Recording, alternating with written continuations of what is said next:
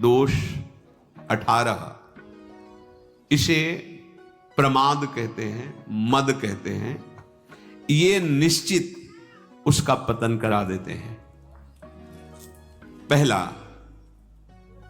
कर्तव्य अकर्तव्य के विषय में विपरीत धारणा होना, भारी दोष है ये।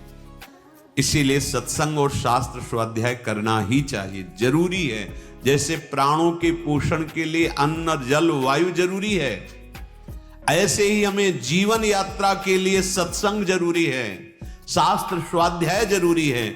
मुझे क्या करना चाहिए, क्या नहीं करना चाहिए, इसका ज्ञान होना चाहिए। हम कोई पशु नहीं है, मनुष्य शरीर है।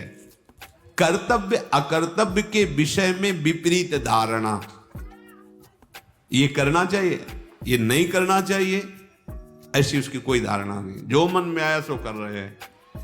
ये क्या है? प्रमादी मनुष्य का लक्षण है।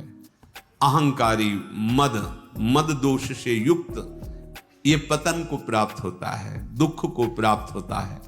दूसरा, असत्य भाषण में सुख मानना। देखो, क्या झूठ बोलने के बाद आपको जलन होती है? मैंने क्यों झूठ बोला? आपका हृदय जलता है? नहीं। तो प्रमाद स्थिति है। मद रूपी दोष के ये 18 लक्षण बता रहे हैं जो नाश कराते, पतन कराते हैं। तो झूठ एक तो बोलिए मत।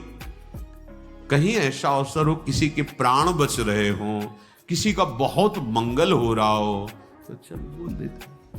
व्यर्थ में केवल झूठे ही लेना, झूठे ही देना, झूठे ही भोजन, झूठ चबेना, व्यर्थ का प्रपंच। झूठ क्यों बोलते हैं? झूठ राधा राधा राधा उचित बोलो। कई लोगों का मानना है कि झूठ के बिना व्यापार ही नहीं चलेगा। नहीं नहीं, ऐसा नहीं। आपकी मान्यता है ऐसी, लेकिन ऐसा नहीं है। आपकी मान्यता है, आपने असत्य को स्वीकार कर लिया, इसलिए ऐसा आपको अनुभव हो रहा है। आप सत्य पे चलिए, उचित मुनाफा लीजिए। सबको ही जानता है व्यापार मुनाफे के लिए किया जाता है, परिवार पोषण उसी से होता है।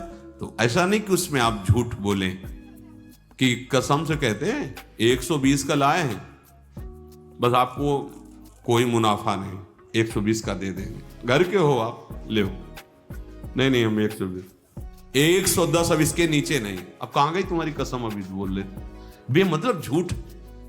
हम कितने का लाए तुम्हें मतलब नहीं, मैं 120 का देंगे आपको, लेना हो ले, चले जाइए।